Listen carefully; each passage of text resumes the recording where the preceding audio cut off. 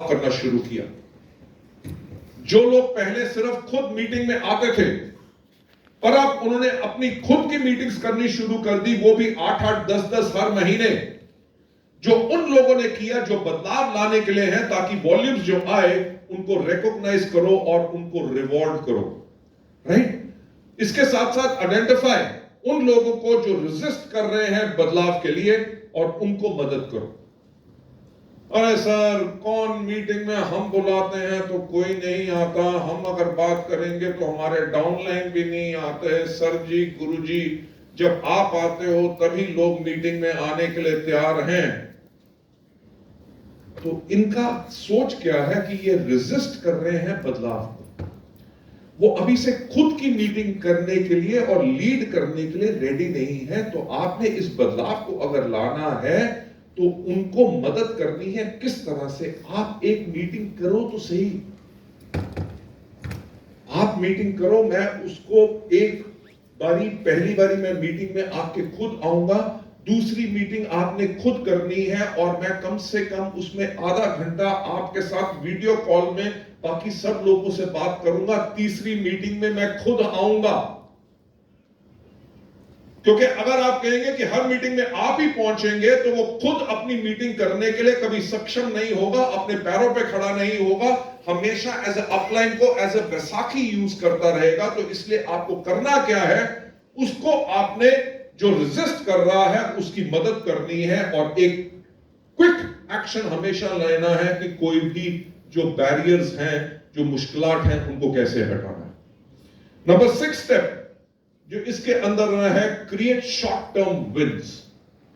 अब जब हमने बात की ग्रुप का क्लियर विजन, क्या विजन था? 1 साल में 1 lakh PV.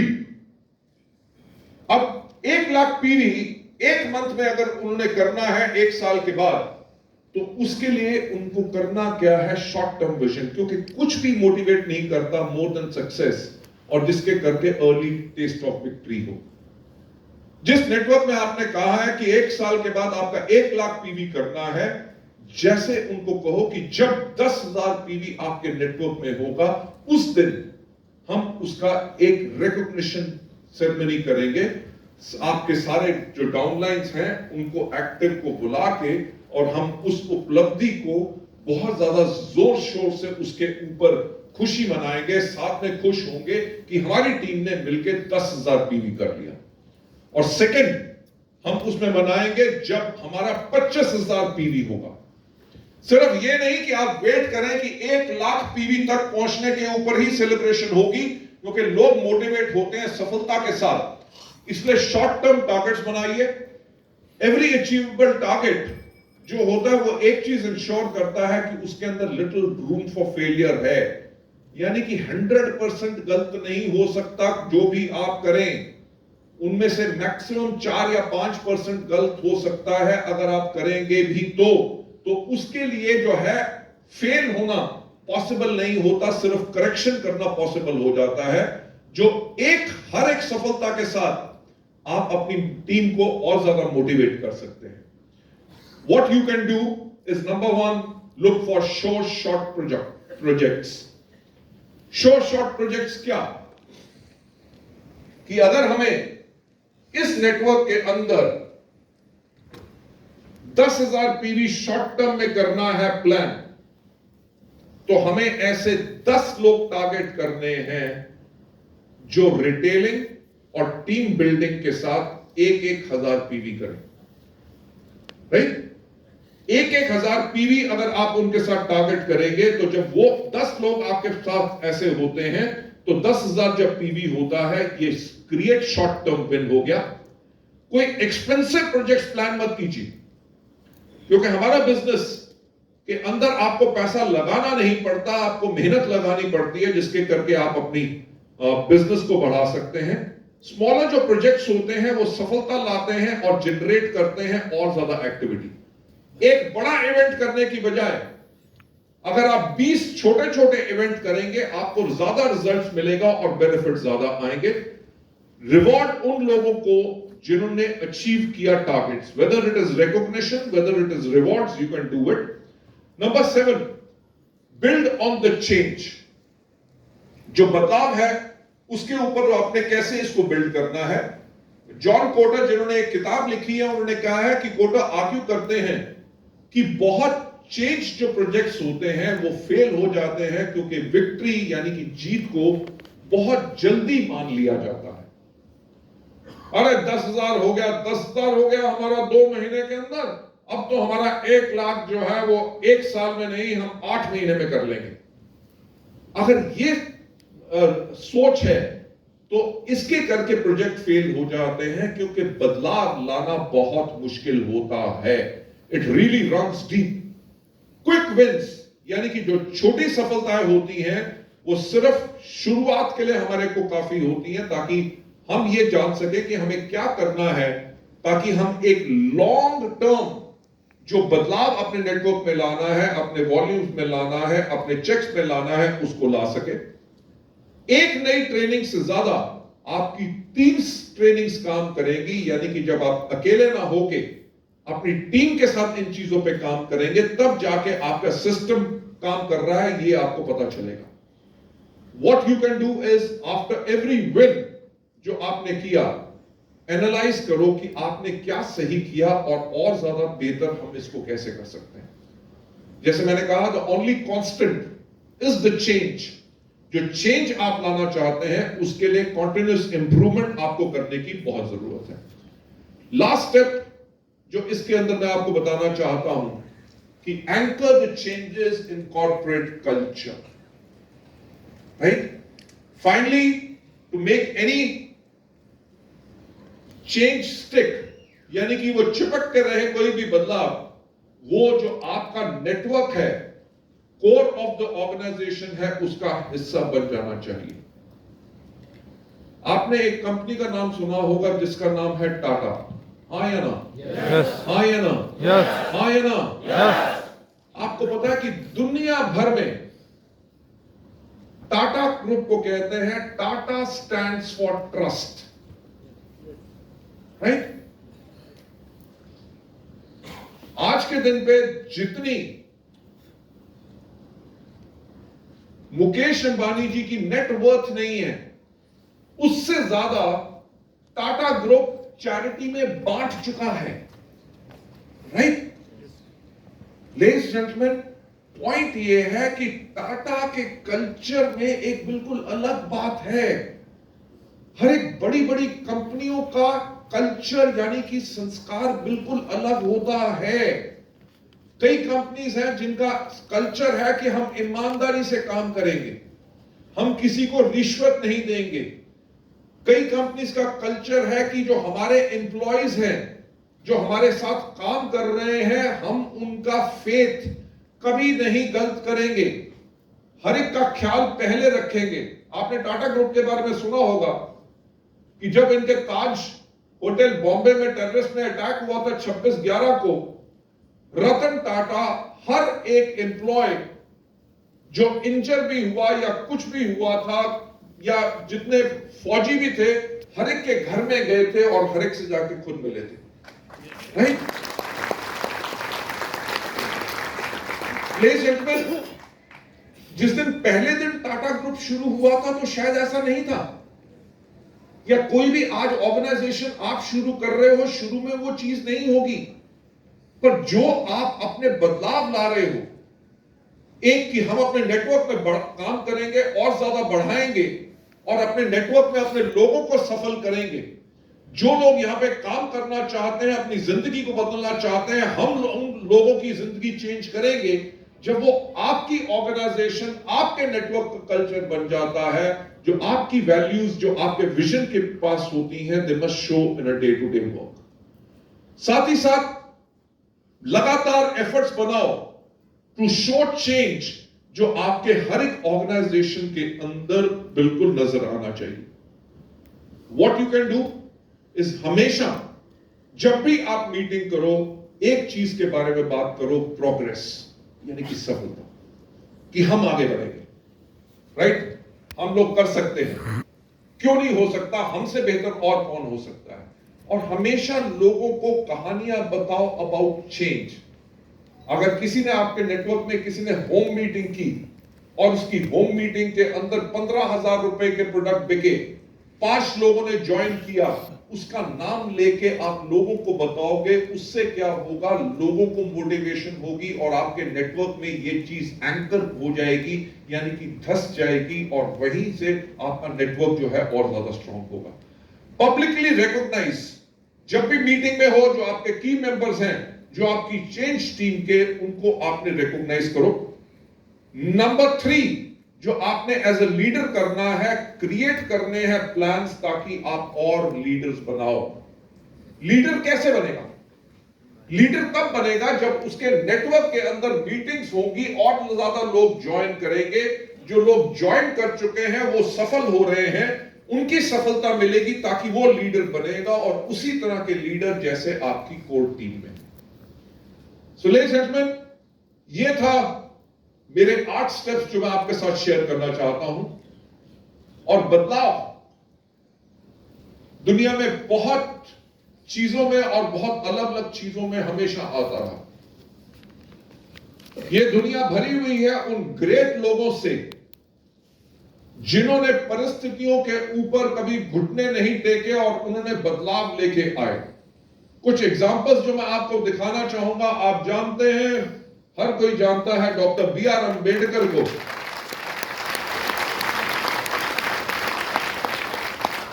Right, he was architect of Indian constitution, जिन्होंने प्रीडोमिनेंटली एक लड़ाई लड़ी ताकि सोशल डिस्क्रिमिनेशन, जो लोगों को नीचा मानते थे या औरतों को कम मानते थे, शेड्यूल्ड ट्राइब्स या बैकवर्ड क्लासेस के अगेंस्ट इन्होंने बहुत लड़ाई लड़ी।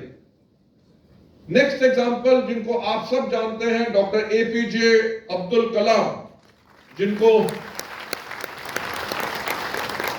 मिसाइल मैन ऑफ इंडिया कहा जाता है, और ये इन्वॉल्व थे in the department of India first satellite launch vehicle जो SLV-3 था, एंड वो आर्किटेक्ट थे integrated guided missile development programme के।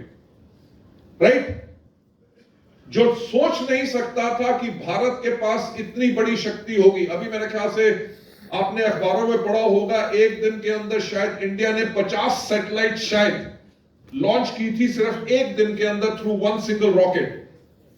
राइट, कि विदेशों की जो गवर्नमेंट्स हैं वो अपने सैटेलाइट्स हमारे लॉन्चिंग सिस्टम्स के थ्रू लॉन्च कर रही हैं, और उसकी शुरुआत और उसको गाइड किसने किया था? डॉक्टर APJ अब्दुल कलाम ने।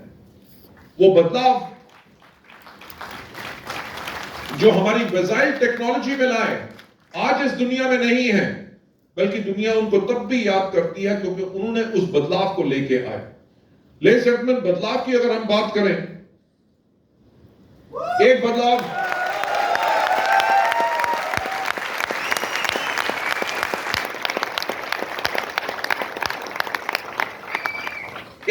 हम तीनों भी मिलकर लाए।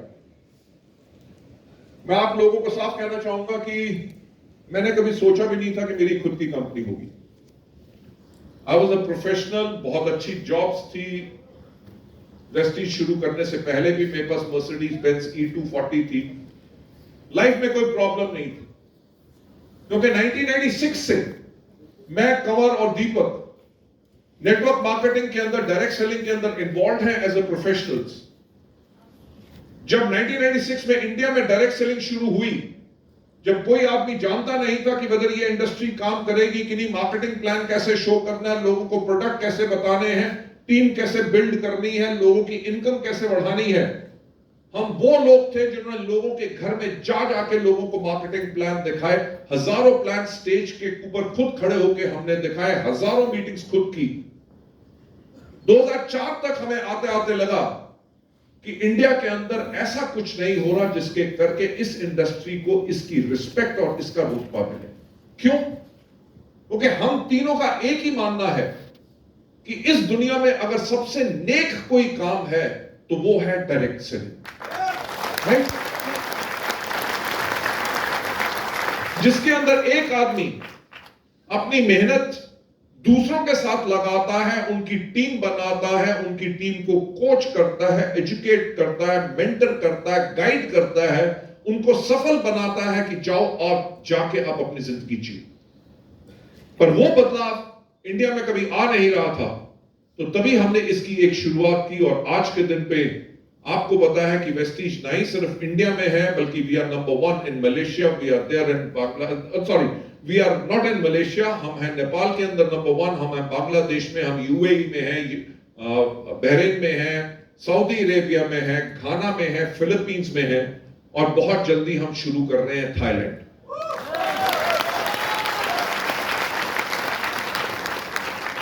लेडीज एंड जेंटलमैन, ये बदलाव नेटवर्क मार्केटिंग के ऊपर कहां से आया?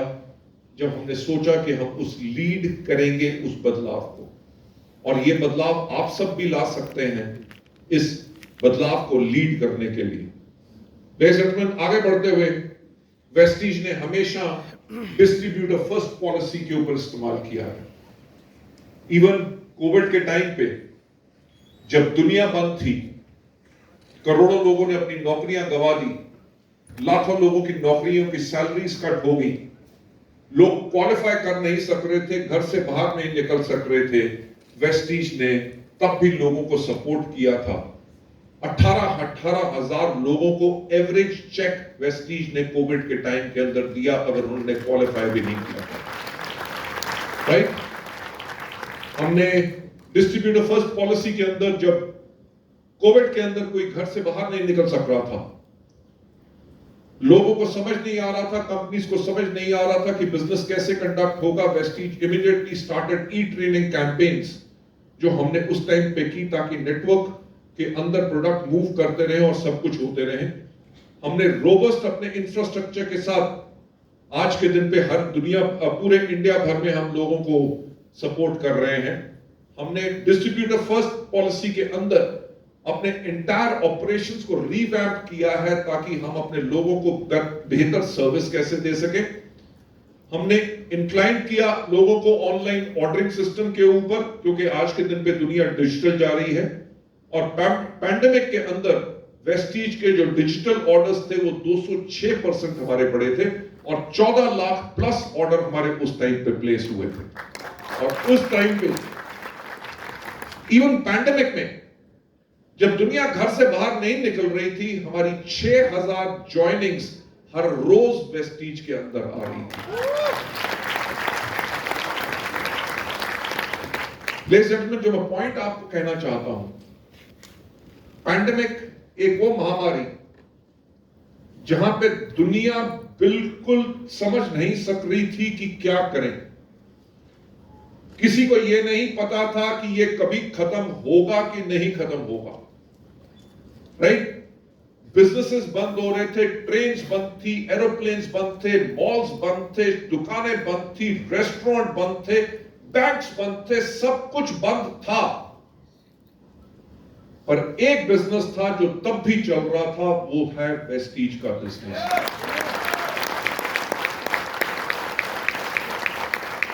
मुझे एक बात बताओ, कोविड में जितने भी लोग थे, किसी का चेक एक दिन भी डिले हुआ?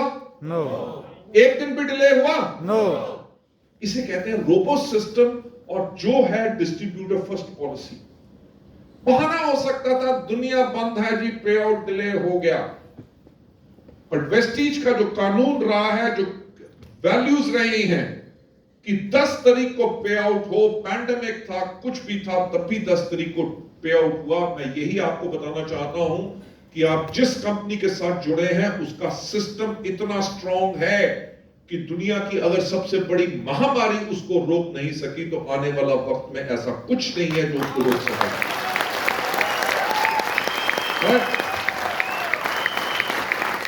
Thank you so much, ladies and gentlemen, taking you further ahead. Vestige ने भी जिंदगियों में बदलाव लाया है, लाखों जिंदगियों में, पर यहां पे 4 लोगों के बारे में मैं आपके साथ शेयर करना चाहूंगा। नंबर 1, नितिन कुमार धीमान। मेरा ख्याल से नितिन जी हमारे यहां पे हैं, मेरा ख्याल से स्टेज पर उनको बुलाना चाहूंगा ताकि वो वेस्टीज में अपनी सफलता की कहानी खुद बता सकें।